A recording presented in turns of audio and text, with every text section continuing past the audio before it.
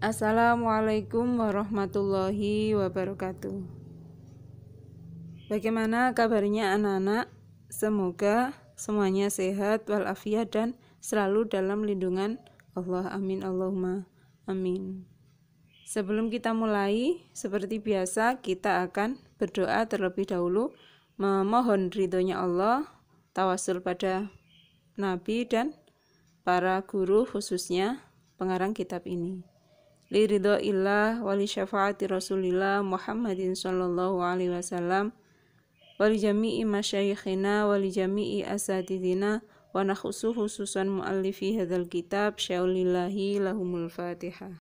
Kita review sejenak terkait dengan teori yang ketujuh ya, yakni hukum daripada isim dhamir, yaitu mabni atau tetap. Dasarnya wa kullu mutmarin lahul bina yajib walafdu majuro kalafdi manusib lan kabe dhamir uga mabni hukumi lan lafaz jere koyo lafaz nasobi. Sebelum mulai materi hari ini, pertemuan ke-15, kita juga akan review materi yang kemarin, yakni pembagian isim dhamir.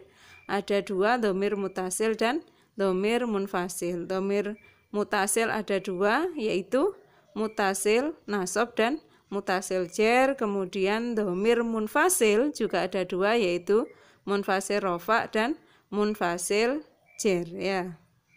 Sekarang terkait dengan penggunaan, kapan kita menggunakan dhamir munfasil dan kapan kita menggunakan dhamir mutasil ya. Berbekal dengan pengalaman saya ya. Jadi untuk dhamir munfasil itu biasanya menjadi pelaku ya. Berada di awal dan biasanya menjadi pelaku.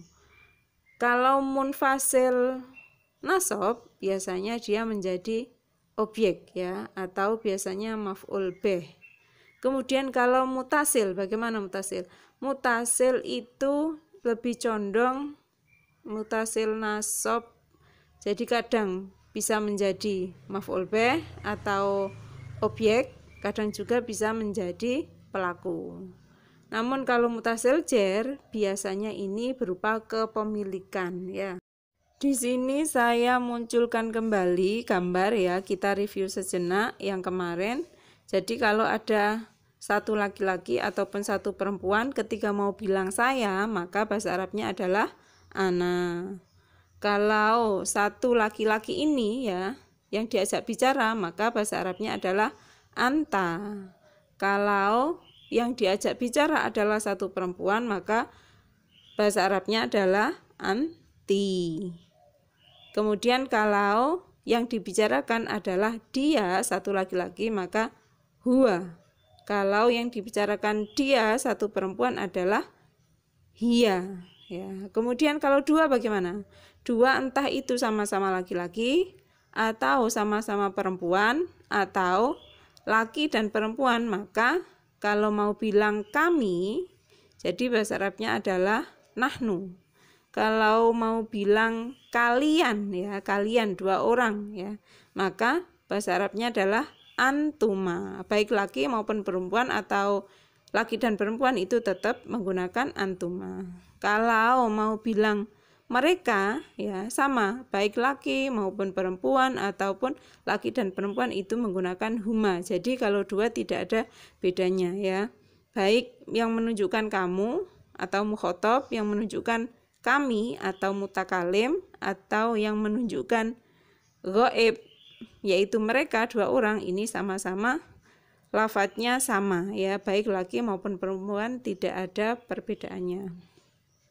Sekarang untuk yang menunjukkan banyak ya, banyak itu dalam bahasa Arab hitungannya minimal 3, jadi 3 ke atas itu baru banyak. Beda dengan bahasa Inggris ya, kalau bahasa Inggris 2 ke atas itu sudah dikatakan banyak, tapi kalau bahasa Arab harus 3 minimalnya. Kalau untuk laki-laki banyak ya, mau bilang kami, maka bahasa Arabnya nahnu. Laki-laki banyak dan perempuan banyak ya, campur baik laki maupun perempuan banyak juga menggunakan nahnu. Kalau untuk perempuan saja banyak juga menggunakan nahnu ya. Baik laki, perempuan atau laki dan perempuan banyak ya sama-sama menggunakan nahnu. Tapi kalau untuk kalian laki-laki banyak ya, yang diajak bicara adalah laki-laki banyak kebetulan ya, maka bahasa Arabnya adalah antum. Dan kalau perempuan banyak ya, itu menggunakan antunna. Ya, jadi beda. Tapi kalau di situ laki-laki dan perempuan ya, maka tidak boleh antum wa antunna.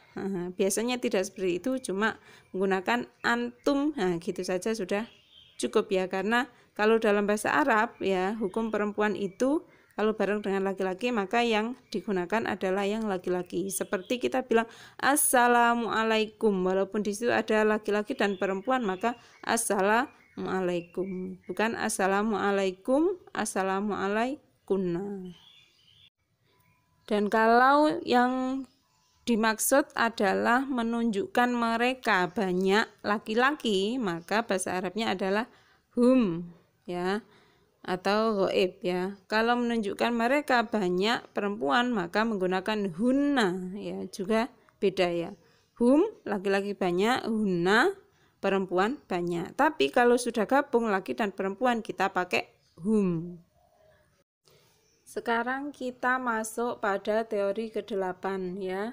Jadi ketika ada dhamir mutasil hu, huma, hum, hunna, bila sebelumnya terdapat ya mati atau ada harokat kasroh ya, maka hak yang asalnya dibaca hu, huma, hum, hunna ini akan berubah menjadi kasroh ya. Jadi bacanya bukan hu, huma tetapi hi, hima, him, dan hina. Kita baca bersama teori ke-8.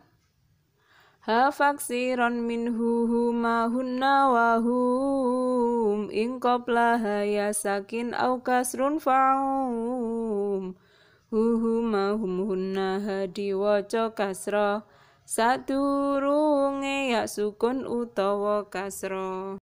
Kita bisa melihat dari contoh ini ya, untuk praktek bagaimana atau saat hu, huma, hum, huna ini berubah menjadi hi, hima, him, hina. Dari hu dulu. Tajri bi amri hi ya, karena sebelumnya hu ada harokat kasroh.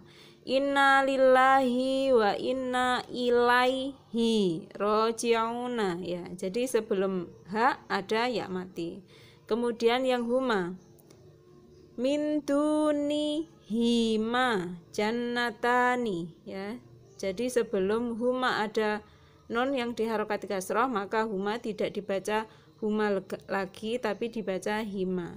Kemudian fi hima ainani tajriyani, fi hima ya. Jadi huma dibaca hima karena sebelumnya ada ya mati. Kemudian dhamir hum angqiblati himulati kanu alaiha ya, angqiblati him ya. Jadi humnya menjadi him ya, karena sebelumnya ada harokat kasroh. Kemudian siratal ladzina an'amta alaihim ya, yang asalnya hum menjadi him karena ada ya mati. Sekarang hunna au aba ibu'ulati hinna ya, jadi hunanya menjadi hinna. Kemudian la junaha alaihinna ya, jadi sebelum hunna ada ya mati maka dibaca hinna. Nah ini praktek daripada teori ke-8. Jadi ketika ada dhamir mutasil hu, huma, hum, hunna ya, hak yang semula dibaca dhamma bila sebelumnya diawali harokat kasroh ataupun ya mati, maka ha ini tidak dibaca dhammah lagi tapi berubah menjadi kasroh. Jadi bunyinya hi, hima, him, hina. Kemudian kita masuk teori ke-9 ya. di mana huruf jer ya, huruf jer lam ini pada asalnya dibaca li ya. Tetapi bila lam ini bergandeng dengan dhamir mutasil, maka bacanya bukan li tetapi la. Kecuali dhamir mutasilnya berupa ya mati atau yang menunjukkan arti kepemilikan ku atau saya, maka ini bacanya tetap li. Kita baca bersama nadamnya ya. Teori ke-9.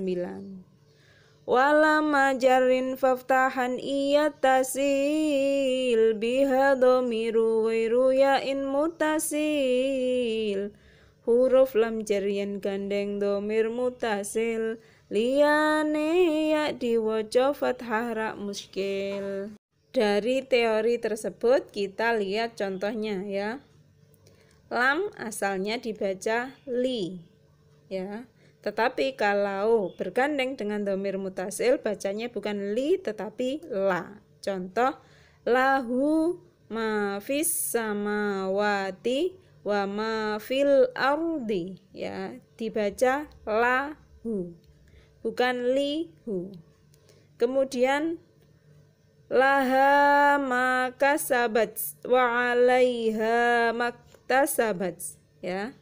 Jadi la bukan liha ya. Lamnya dibaca la.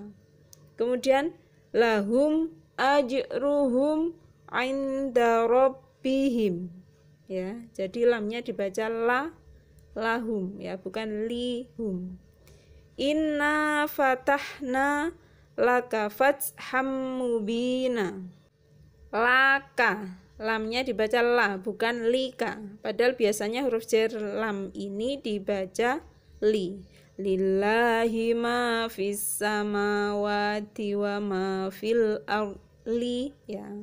Lil muttaqina ya, dibaca li. Tetapi khusus edisi bila lam ini bergandeng dengan dhamir mutasil, maka lamnya tidak dibaca li tetapi dibaca la.